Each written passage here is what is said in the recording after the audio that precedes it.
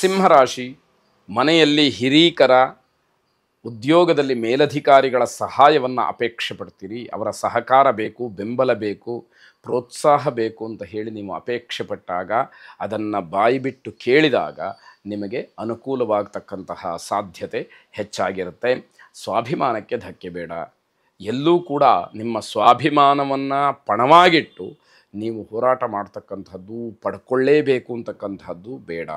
ಒಂದು ವೇಳೆ ನೀವು ಅಂದುಕೊಂಡಂತಹದ್ದು ಸಿಕ್ಕಿ ನಿಮ್ಮ ಸ್ವಾಭಿಮಾನಕ್ಕೆ ಧಕ್ಕೆ ಆದರೆ ಅದು ವ್ಯರ್ಥವಾಗುತ್ತೆ. ಆ ರೀತಿ ಪ್ರಯತ್ನಗಳು ಬೇಡ ಅನ್ನುವಂತಹ ಅರ್ಥ.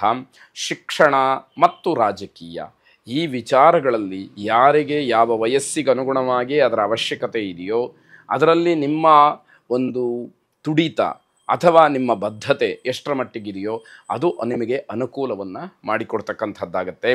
ನಿಮ್ಮ ಅನಿಸಿಕೆ ಏನಿದೆ ಅದು ಈಡೇರತಕ್ಕಂತಹ ಸಮಯ. ನಿಮಗೆ ಯಾವುದೋ ಒಂದು ಅಭಿಪ್ರಾಯ ಬರುತ್ತೆ, ಇದು ಆದರೆ ಒಳ್ಳೆಯದು ಅಂತ ಹೇಳಿ ನಿಮ್ಮ ಆಸೆ ಇರುತ್ತೆ. ಅಂತಹ ಆಸೆ ಪೂರೈಕೆಯಾಗತಕ್ಕಂತಹ ದಿವಸವಾಗುತ್ತೆ. ಉತ್ತಮವಾದಂತಹ ಸಮಯ ಇದು. ಶುಭ ಮತ್ತು ಲಾಭವನ್ನು ನೋಡಲಿಕ್ಕೆ ಅವಕಾಶಗಳಿರುತ್ತೆ. ಆದರೆ ಮತ್ತೆ ಮತ್ತೆ ಹೇಳುವಂಥದ್ದು, ಎಲ್ಲೂ ಕೂಡ ನಿಮ್ಮ ತನವನ್ನು ಬಿಟ್ಟು ನೀವು ನಡ್ಕೊಳ್ಬಾರ್ದು ಅನ್ನುವಂಥದ್ದು ಬಹಳ ಮುಖ್ಯವಾಗುತ್ತೆ. ಕುಟುಂಬದಲ್ಲಿ ಒಂದು ರೀತಿಯ ಅನ್ಯೋನ್ಯತೆ ನಿಮಗೆ ಸಿಕ್ಕುವಂಥದ್ದಾಗತ್ತೆ. ಹಾಗಾಗಿ ಅದನ್ನೆಲ್ಲ ಕಾಪಾಡಿಕೊಂಡು ಸಮಾಜದಲ್ಲೂ ಕೂಡ ಉತ್ತಮವಾದಂತಹ ಒಂದು ಹೆಸರನ್ನು ಮಾಡ್ತಾ ಈ ದಿವಸವನ್ನು ಸಂತೋಷವಾಗಿ ಕಳೆಯಬಹುದು ಅಂತಕ್ಕಂಥದ್ದು. ನಾರಾಯಣ ಸ್ತೋತ್ರವನ್ನು ಪಠನೆ ಮಾಡಿ ಮಾನಸಿಕವಾಗಿ ಸಣ್ಣ ಪುಟ್ಟ ಏನೇ ದುಗುಡ ದುಮ್ಮಾನಗಳಿದ್ದರೂ ಕೂಡ ಅವೆಲ್ಲ ದೂರವಾಗಲಿ, ಶುಭವಾಗಿ. ಕನ್ಯಾ ರಾಶಿ, ಕುಟುಂಬದಲ್ಲಿ ಏನೋ ಒಂದು ರೀತಿಯ ಕಿರಿಕಿರಿ ಉಂಟಾಗುತ್ತೆ. ಯಾಕೆ ಅಂತ ಗೊತ್ತಾಗ್ತಾ ಇಲ್ಲ. ಒಬ್ಬರು ಹೇಳಿದ್ದು ಮತ್ತೊಬ್ಬರಿಗೆ ಆಗ್ತಾ ಇಲ್ಲ. ಮತ್ತು ಕನ್ಯಾ ರಾಶಿಯವರಿಗೆ ನಾನು ಹಲವಾರು ಬಾರಿ ಹೇಳಿದ್ದೇನೆ, ದಾಂಪತ್ಯದಲ್ಲಿ ಇರತಕ್ಕಂತಹ ಒಡಕನ್ನು ಆದಷ್ಟು ಬೇಗ ನೀವು ಸರಿಪಡಿಸ್ಕೊಳ್ಬೇಕು. ಮುಕ್ತವಾಗಿ ಮಾತಾಡಬೇಕು. ಪರಸ್ಪರವಾಗಿ ನೀವು ಯಾವ ವಿಷಯ ಇದೆ ಅದರ ಬಗ್ಗೆ ಸರಿಯಾದಂತಹ ಮಾತುಕತೆ ನಡೆಸಿ ಹೊಂದಾಣಿಕೆಯಲ್ಲಿ ಇರಬೇಕು ಅಂತಕ್ಕಂಥದ್ದು. ಧಾರ್ಮಿಕ ವಿಚಾರಕ್ಕೆ ಗಲಾಟೆ ಆಗ್ತಕ್ಕಂಥದ್ದು. ನೀವೇನೋ ಯಾವುದೋ ಒಂದು ಪೂಜೆಯೋ ಪುನಸ್ಕಾರವೋ ಹೋಮೋ ಹವನವೋ ಮಾಡಬೇಕು, ಇಲ್ಲ ಯಾವುದೋ ಪುಣ್ಯಕ್ಷೇತ್ರಕ್ಕೆ ಹೋಗಿಬರಬೇಕು, ದೇವ್ರ ದರ್ಶನಕ್ಕೆ ಹೋಗಬೇಕು, ಯಾರೋ ಸಾಧುಗಳನ್ನು ಭೇಟಿ ಮಾಡಬೇಕು, ಇಲ್ಲ ಜ್ಯೋತಿಷ್ಕರನ್ನು ಭೇಟಿ ಮಾಡಿ ನಮ್ಮ ಜಾತಕವನ್ನು ತೋರಿಸ್ಬೇಕು, ನಾವು ಏನು ಕಷ್ಟಪಡ್ತಾ ಇದ್ದೀವಿ ಅದಕ್ಕೆ ಪರಿಹಾರವನ್ನು ತಿಳ್ಕೊಳ್ಬೇಕು ಅಂತ ನಿಮ್ಮ ಪ್ರಯತ್ನ ಇದ್ದರೆ, ಮನೆಯಲ್ಲಿ ಅದಕ್ಕೆ ತದ್ವಿರುದ್ಧವಾಗಿ ಅವರ ಅಭಿಪ್ರಾಯಗಳು, ಅವರ ಸಲಹೆಗಳು, ನೀವು ಒಳ್ಳೆಯದನ್ನು ಮಾಡಬೇಕು ಅಂತಿದ್ದರೆ ಅವರು ಬೇಡ ಅಂತ ಹೇಳುವಂಥದ್ದು, ಈ ರೀತಿ ಅಡ್ಡಿಗಳು ಆಗ್ತಕ್ಕಂತಹ ದಿವಸವಾಗತ್ತೆ. ವ್ಯಾಪಾರ ವೃದ್ಧಿಗೆ ಹೊಸದಾದಂತಹ ಮಾರ್ಗವನ್ನು ಕಂಡು ಹಿಡ್ಕೊಳ್ತೀರಿ. ಆದಾಯವನ್ನು ಹೆಚ್ಚು ಮಾಡಿಕೊಳ್ಬೇಕು ಅಂತಕ್ಕಂತಹ ಒಂದು ಅಪೇಕ್ಷೆ, ಆ ತುಡಿತ ನಿಮ್ಮಲ್ಲಿ ಹೆಚ್ಚಾಗಿರ್ತಕ್ಕಂಥದ್ದು. ಸಗಟು ವ್ಯಾಪಾರಿಗಳಿಗೆ ಅಥವಾ ವಿಶೇಷವಾಗಿ ಎಲ್ಲಿಂದಲೂ ಪದಾರ್ಥಗಳನ್ನು ಕೊಂಡು ತಂದು ಮಾರಾಟ ಮಾಡ್ತಕ್ಕಂಥವ್ರಿಗೆ ಸ್ವಲ್ಪ ನಷ್ಟದ ಭೀತಿ ಕಾಡುವಂತಹ ದಿವಸ ಇದು. ಆರೋಗ್ಯ ಸಮಸ್ಯೆ, ಅದರಲ್ಲೂ ಗಂಟಲು ನೋವು ನಿಮಗೆ ಅಡ್ಡಿಯನ್ನು ಮಾಡ್ತಕ್ಕಂಥದ್ದಾಗತ್ತೆ. ಹಣದ ವಿಚಾರದಲ್ಲಿ ಮನಸ್ತಾಪವಾಗುತ್ತೆ. ದುಡ್ಡು ಕಾಸಿನ ವಿಚಾರಕ್ಕೆ ಬಂದಾಗ ಅದು ಗಲಾಟೆಗೆ ಅವಕಾಶವಾಗುತ್ತೆ. ಪರಸ್ಪರವಾಗಿ ಮನೆಯಲ್ಲಿ ಮಾತನ್ನು ಬಿಡ್ತಕ್ಕಂತಹ ಪರಿಸ್ಥಿತಿ ಒದಗಿದರೂ ಕೂಡ ಅಚ್ಚರಿ ಪಡಬೇಕಾದಂಥದ್ದಿಲ್ಲ. ಸಾಯಂಕಾಲ ಪಶ್ಚಿಮ ದಿಕ್ಕಿಗೆ, ಅಂದರೆ ಸೂರ್ಯ ಅಸ್ತನಾಗ್ತಾನಲ್ಲ ಆ ದಿಕ್ಕಿಗೆ ತಿರುಗಿ ನೀವು ಓಂ ನಮಃ ಶಿವಾಯ ಎಂಬುದಾಗಿ 108 ಬಾರಿ ಆ ಮಂತ್ರ ಪಠನೆಯನ್ನು ಮಾಡಿ ಮಾನಸಿಕವಾದಂತಹ ಸಮಾಧಾನ ಸ್ವಲ್ಪ ಮಟ್ಟಿಗೆ ನಿಮಗೆ ಪ್ರಾಪ್ತವಾಗಲಿ, ಶುಭವಾಗಿ. ತುಲಾರಾಶಿ, ಕೈ ಹಿಡಿದಂತಹ ಕೆಲಸಗಳಲ್ಲಿ ಜಯಸಾಧನೆಯನ್ನು ಮಾಡ್ತೀರಿ.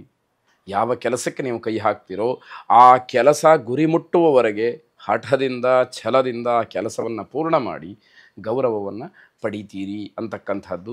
ಬಡ್ತಿಗೆ ಅವಕಾಶಗಳಿದೆ. ಪ್ರಮೋಷನ್ಸ್ ಆಗ್ಬೋದು, ಉತ್ತಮವಾದಂತಹ ಸ್ಥಾನಮಾನವಾಗ್ಬೋದು, ಉತ್ತಮವಾದಂತಹ ಗೌರವವಾಗ್ಬೋದು, ಇವೆಲ್ಲವೂ ಕೂಡ ನಿಮ್ಮನ್ನು ಅರಸಿ ಬರತಕ್ಕಂತಹ ದಿವಸವಾಗುತ್ತೆ.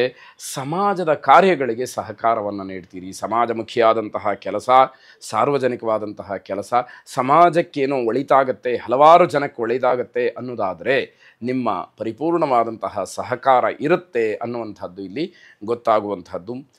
ಎರಡನೇ ಮದುವೆಯನ್ನು ಮಾಡಿಕೊಂಡವರಿಗೆ ಸ್ವಲ್ಪ ಮಟ್ಟಿಗೆ ಸಾಂಸಾರಿಕವಾದಂತಹ ಸಮಸ್ಯೆ ಬಿಗಡಾಯಿಸ್ತಕ್ಕಂಥದ್ದು, ಅದರಿಂದಲೇ ತೊಂದರೆಯನ್ನು ಅನುಭವಿಸಬೇಕಾದಂತಹ ಪರಿಸ್ಥಿತಿ, ಪರಸ್ಪರ ಹೊಂದಾಣಿಕೆ ಇಲ್ಲದೆ ಇರತಕ್ಕಂಥದ್ದು, ವೈಯಕ್ತಿಕವಾದಂತಹ ವಿಚಾರಗಳನ್ನು ಮುನ್ನೆಲೆಗೆ ತಂದು ಅದರಿಂದ ಗಲಾಟೆಯನ್ನು ಮಾಡಿಕೊಳ್ತಕ್ಕಂಥದ್ದಾಗತ್ತೆ. ಅತಿಯಾದಂತಹ ಶ್ರಮ, ದೇಹಾಲಸ್ಯ ಇವೆಲ್ಲ ನಿಮ್ಮ ಕೆಲವು ಕೆಲಸಗಳಿಗೆ ಹಿನ್ನಡೆಯಾಗ್ತಕ್ಕಂಥದ್ದಾಗತ್ತೆ. ಆರ್ಥಿಕವಾಗಿ ಸ್ವಲ್ಪ ಮಟ್ಟಿಗೆ ಸಮಾಧಾನ ಅಂತ ಹೇಳಿಕೊಳ್ಳುವಂತಹ ರೀತಿಯಲ್ಲಿ ಅಲ್ಲದೇ ಇದ್ದರೂ ಕೂಡ ಪರವಾಗಿಲ್ಲ, ಇಷ್ಟಿದ್ದರೆ ನಾನು ಏನೋ ಒಂದು ಜೀವನವನ್ನು ಮಾಡಬಹುದು ಅಂತಕ್ಕಂತಹ ನಿಟ್ಟುಸಿರನ್ನು ಬಿಡುವಂತಹ ಸಮಯ. ವಿಷ್ಣು ಸಹಸ್ರನಾಮವನ್ನು ಶ್ರವಣ ಮಾಡಿ, ವಿಶೇಷವಾದಂತಹ ಶುಭ ಫಲಗಳು ನಿಮ್ಮ ಪರವಾಗಿ ಆಗಲಿ. ಶುಭವಾಗಿ.